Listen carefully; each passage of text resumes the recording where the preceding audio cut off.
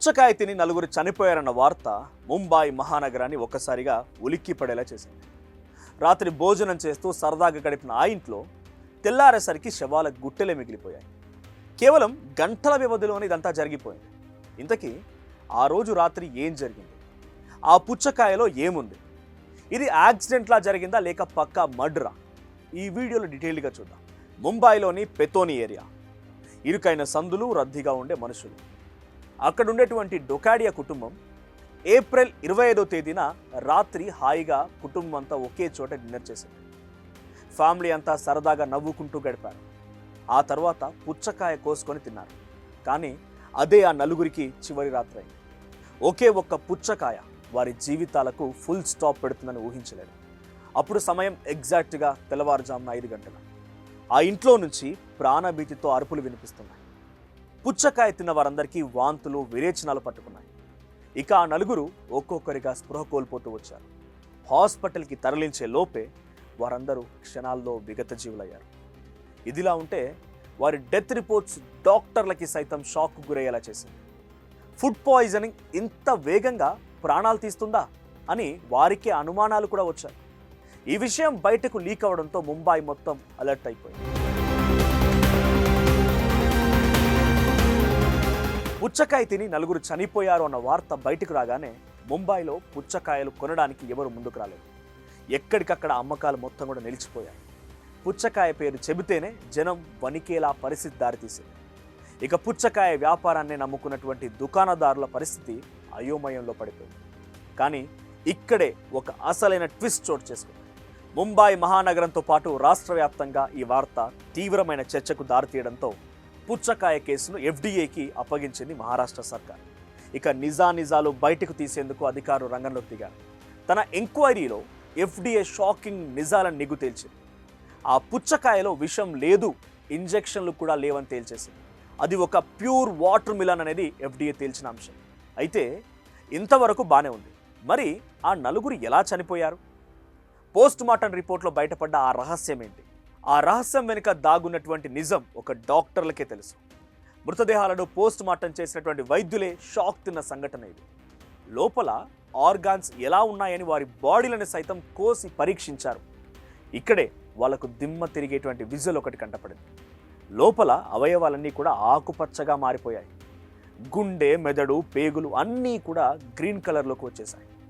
పైగా తండ్రి అబ్దుల్లా శరీరంలో మార్పిన్ ఆనవాళ్లు కూడా కంటపడ్డాయి. తండ్రి అబ్దుల్లా బాడీలో మార్పిన్ ఆనవాళ్లు దొరకగానే ఈ కేసును యాక్సిడెంటల్ డెత్ నుంచి సస్పీషియస్ డెత్గా మార్చారు పోలీసులు. వీళ్ళని ఎవరో కావాలనే చంపేశారని పోలీసులు అనుమానం వ్యక్తం చేశారు.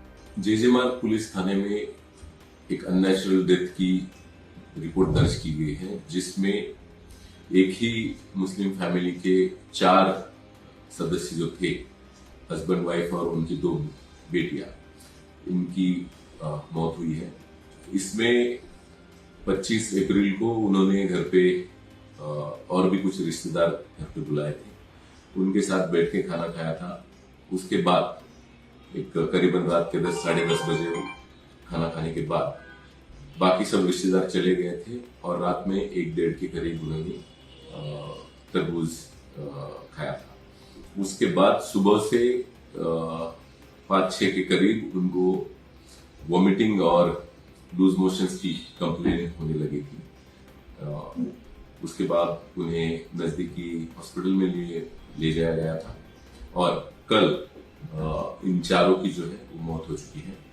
इन पे पोस्टमार्टम किया गया है और जो फूड के सैंपल्स है और जो बॉडी में सैंपल्स थे वो भी सैंपल्स पोस्टमार्टम में लिए गए हैं और इसकी आगे की जांच जो है जारी. మార్పిన్ అనేది వైద్య భాషలో ఒక పెయిన్ కిల్లర్. పెద్ద పెద్ద ఆపరేషన్ల సమయంలో రోగికి అవసరమైతేనే ఈ మార్పిన్ని ఉపయోగిస్తారు. అంటే మార్పిన్ అనేది పెయిన్ కిల్లరే కాదు, ఒక మత్తు పదార్థం లాంటిది కూడా. మార్పిన్ వల్ల అవయవాలు ఆకుపచ్చగా మారవనేది సైంటిస్టులు తేల్చేశారు. దీంతో ఈ కేసులో మరొక బిగ్ ట్విస్ట్ చోటు చేసుకుంది. కేసు కొలిక్కి వచ్చిందనుకున్న లోపే ఇన్వెస్టిగేషన్ ఆఫీసర్లు మరింతగా తలలు పట్టుకున్నారు. అయితే ఆ కేసులో అనేక ప్రశ్నలు రైజ్ అవుతున్నాయి. ఒక్క అబ్దుల్లా బాడీలోనే మార్పిన్ అనేది ఉంటే మరి మిగతా ముగ్గురు ఎలా చనిపోయారు?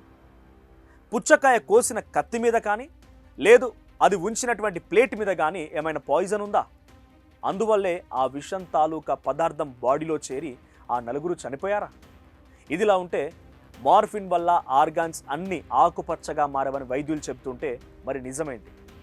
అబ్దుల్లా శరీరంలో మార్ఫిన్ దొరికేలా చేసి ఇన్వెస్టిగేషన్ను డైవర్ట్ చేసేందుకు ఎవరైనా కుట్ర పన్నారా?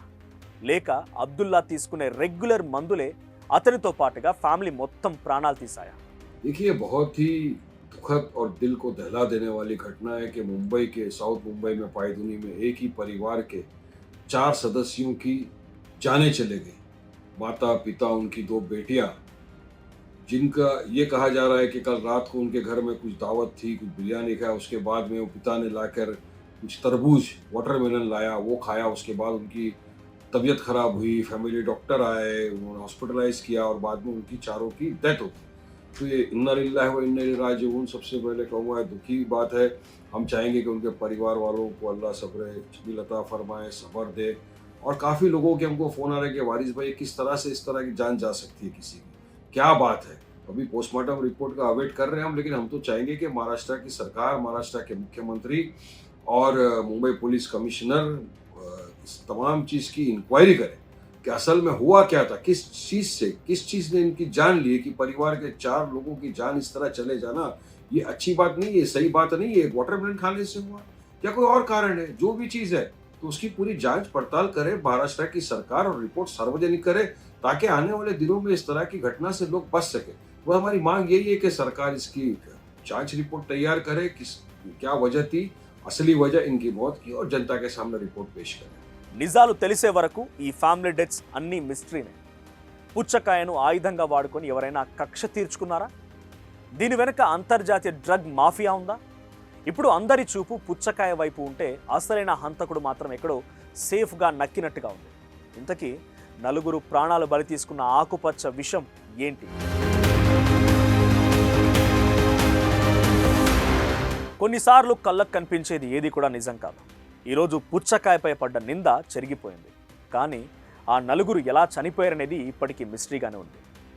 పోలీసులు నిజాలు వెలికి తీయడంలో బిజీగా ఉన్నారు. Facts over fear, truth prevails.